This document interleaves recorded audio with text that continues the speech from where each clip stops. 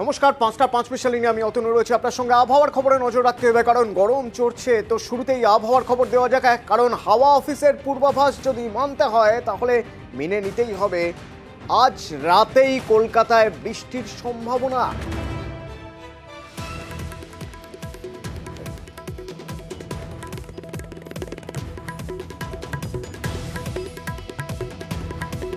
আজ রাতেই বৃষ্টি হতে পারে কলকাতায়। শুধু কলকাতা কেন, কালবৈশাখী হতে পারে দক্ষিণবঙ্গের বিভিন্ন জেলায়। তো আজ রাতেই বৃষ্টির সম্ভাবনা কতটা রয়েছে কলকাতায়?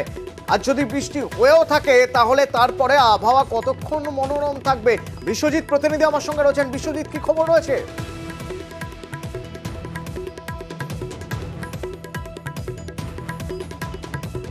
বিশ্বজিৎ, শোনা যাচ্ছে?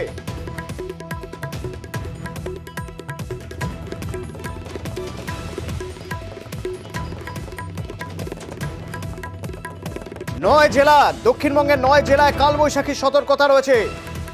বিশ্বজিৎ প্রতিনিধি আমার সঙ্গে রয়েছেন। বিশ্বজিৎ, রাতেই কলকাতায় বৃষ্টি হতে পারে, তাতে কি আবহাওয়া মনোরম হবে? তার স্থায়িত্ব কতক্ষণ থাকবে?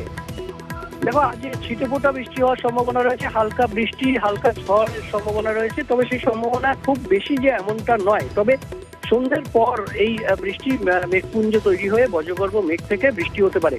শুধুমাত্র কলকাতা নয়, দক্ষিণবঙ্গের বেশিরভাগ জেলাতেই আজ বিকেলের পর থেকে বজ্রগর্ভ মেঘ তৈরি হওয়ার সম্ভাবনা এবং সেখান থেকে হালকা বৃষ্টি। তবে আগামীকাল এই বৃষ্টির পরিমাণ বাড়বে, এই বৃষ্টি বেশি জায়গায় হবে এবং সব জেলাতে সব জায়গাতেই এই বৃষ্টি হওয়ার সম্ভাবনা রয়েছে। এবং 5 জেলায় তো একেবারে অর্থাৎ কালবৈশাখীর মতো ঝড় হওয়ার সম্ভাবনা রয়েছে। 60 কিলোমিটার প্রতি ঘন্টায় গতিবেগে দমকা ঝোড়ো হাওয়া হবে এবং বৃষ্টির পরিমাণও আগামীকাল অনেকটা বাড়বে এবং আগামীকাল কিছুটা স্বস্তি আসতে পারে। আজ হয়তো ছিটেফোঁটা বৃষ্টি হবে, কিছুটা হাওয়াতে কিছুটা স্বস্তি আসতে পারে, কিন্তু আগামীকাল বৃষ্টির পর কিছুটা স্বস্তি আসতে পারে এবং সোমবার পর্যন্ত এই বৃষ্টি চলবে। কলকাতাতেও রবি এবং সোমবার বৃষ্টির সম্ভাবনা থাকছে এবং এই বৃষ্টির ফলে তাপমাত্রা যতটা বেড়েছিল তার থেকে কিছুটা তো অবশ্যই কমবে, অর্থাৎ প্রায় 2 থেকে 4 ডিগ্রি, কোথাও কোথাও 2 ডিগ্রি, কোথাও 4 ডিগ্রি সেলসিয়াস তাপমাত্রা কমতে পারে। অতনু। বিশ্বজিৎ, পশ্চিম থেকে হাওয়া আসছে, পশ্চিমের হাওয়ার জন্য লু পরিস্থিতি তৈরি হচ্ছিল। বাতাসের আর্দ্রতা অনেকটাই কমে গিয়েছিল, জলীয় বাষ্প কমে গিয়েছিল।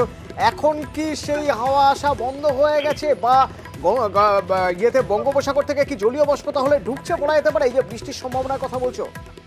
একদমই, যে গরম অর্থাৎ ওয়েস্টার্লি এবং নর্থ ওয়েস্টার্লি, এই যে ড্রাই ওয়েস্টার্লি অর্থাৎ পশ্চিমের শুষ্ক আবহাওয়া, শুষ্ক হাওয়া, সেই শুষ্ক হাওয়া সেই গরম বাড়িয়ে দিচ্ছিল। অর্থাৎ যতটা তাপমাত্রা না বাড়ছিল তার থেকেও বেশি এই গরম হাওয়ার তীব্রতায় যেন লুয়ের পরিস্থিতি তৈরি হয়েছিল। আর সেই জন্যই একটা গরম এবং অস্বস্তিকর আবহাওয়া ছিল।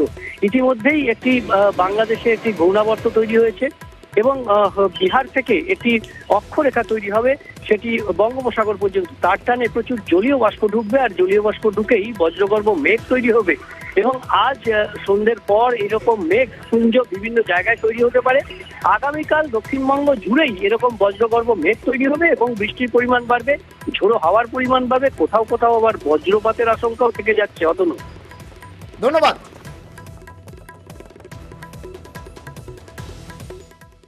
আগামী কয়েকদিন রেনের সম্ভাবনা দেখছি। আজকে গোটা দক্ষিণবঙ্গের বেশ কিছু জেলাতে হট অ্যান্ড ডিসকমফোর্ট ওয়েদারের কথা বলা হয়েছে, হিট ওয়েভ কিন্তু নয়। এবং এই জেলাগুলোতে কিন্তু thunderstorm with lightning and rain associated and along with gusty wind 30 to 40 kilometre per hour হওয়ার সম্ভাবনা আছে। আগামীকাল কিন্তু আমরা কোনো হট অ্যান্ড ডিসকমফোর্ট ওয়েদারের কথা আমরা বলছি না, রাদার পশ্চিমের যে জেলাগুলো সেখানে rain, thunderstorm with rain squall. কলকাতাতেও কিন্তু আমরা ওরকম এক্সপেক্ট করছি আর কি। গরম পড়েছে একদিকে, আরেকদিকে ভোট আসছে, সুতরাং রাজনৈতিক উত্তাপ তো বাড়ছে। তো ভোট অবাধ, সুষ্ঠু, শান্তিপূর্ণ করার জন্য বাহিনী আনছে কমিশন।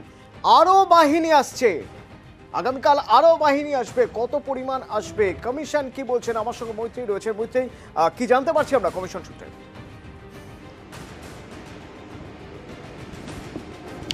দেখো, ইতিমধ্যেই যেটা কমিশন সূত্রে আমরা জানতে পারছি যে আগামী সপ্তাহের মধ্যে কিন্তু আরো অন্তত 100 কোম্পানি বাহিনী আসতে চলেছে রাজ্যে, এবং তার শুধু সেখানেই থেমে থাকবে না জাতীয় নির্বাচন কমিশন। আমরা যেটা জাতীয় নির্বাচন কমিশন সূত্র আমাদের বলছে যে এই প্রথম দফা নির্বাচন থেকেই রাজ্যের সমস্ত বুথে কেন্দ্রীয় বাহিনী দিয়ে ভোট করাতে চাইছে জাতীয় নির্বাচন কমিশন, এবং সেই জন্য আগামী দিনে অর্থাৎ আগামী সপ্তাহে প্রায় 100-র কাছাকাছি বাহিনী আসছে, এবং আগামী দিনে সেই বাহিনীর সংখ্যা আরো বাড়তে পারে বলেই কিন্তু সেরকম সম্ভাবনা দেখা যাচ্ছে কেন্দ্রীয় জাতীয় নির্বাচন কমিশনের সূত্রে। ইতিমধ্যেই রাজ্যে 177 কোম্পানি কেন্দ্রীয় বাহিনী এসে রয়েছেন, এবং তার সঙ্গে সঙ্গে আগামী সপ্তাহের মধ্যে আরো অন্তত 100 কোম্পানি কেন্দ্রীয় বাহিনী এসে পৌঁছবে।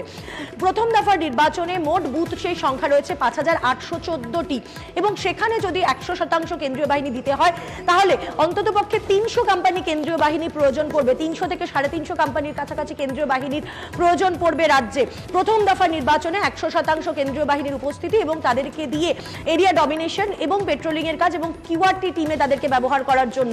ফলে সেই জায়গায় দাঁড়িয়ে যদি আগামী সপ্তাহের মধ্যেই আরো অন্তত 100 কোম্পানি আসে তাহলে সংখ্যাটা গিয়ে দাঁড়াবে 277 কোম্পানিতে, এবং আমরা জাতীয় নির্বাচন কমিশন সূত্রে যে খবর পাচ্ছি যে এই সংখ্যাটা কিন্তু আরো বাড়তে পারে। প্রথম দফা নির্বাচনের আগেই কিন্তু আরো বাহিনী আসতে পারে। তবে এটুকু নিশ্চিত, আগামী সপ্তাহের মধ্যেই রাজ্যে আরো অন্তত 100 কোম্পানি কাছাকাছি বাহিনী আসতে চলেছে। অতনু, ধন্যবাদ। ভোটের গরম বাড়ছে, গরম বাড়ছে, যদিও তার মধ্যে একটু ছিটেফোঁটা বৃষ্টি হতে পারে সেরকম সম্ভাবনা দেখা যাচ্ছে। কিন্তু ভাবুন, এই একবার এত গরমের মধ্যে যদি আপনার ইলেকট্রিসিটি না থাকে, বেশি দূর না, কলকাতার মহেশতলায় 30টি পরিবার এইভাবেই দিন কাটাচ্ছিল। তাদের বাড়িতে কারেন্ট আসে, বিদ্যুৎহীন ছিল। অবশেষে এই 30টি পরিবারের বাড়িতে আলো জ্বলল, পাখা ঘুরল। দেখুন, মহেশতলায় কয়েক দশক ধরে বিদ্যুৎহীনভাবে কাটিয়েছে 30টি পরিবার। মহেশতলার 35 নম্বর ওয়ার্ডের 14 নম্বর রেলগেটের এখানকার চেয়ারম্যান গোপাল সাহার উদ্যোগে বিদ্যুতের ব্যবস্থা ওই এলাকার বাড়িগুলিতে। তীব্র গরমে কিছুটা স্বস্তি।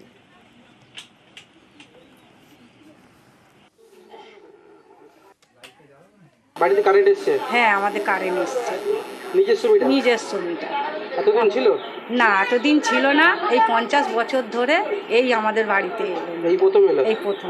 এত বছর ধরে আমাদের পায়ের সুতো ছিঁড়ে যাওয়ার মতো, আমরা অনেক ঘানি খেটেছি, কিন্তু এখন এই গোপাল সাহার ওনারকে অনেক অনেক ধন্যবাদ।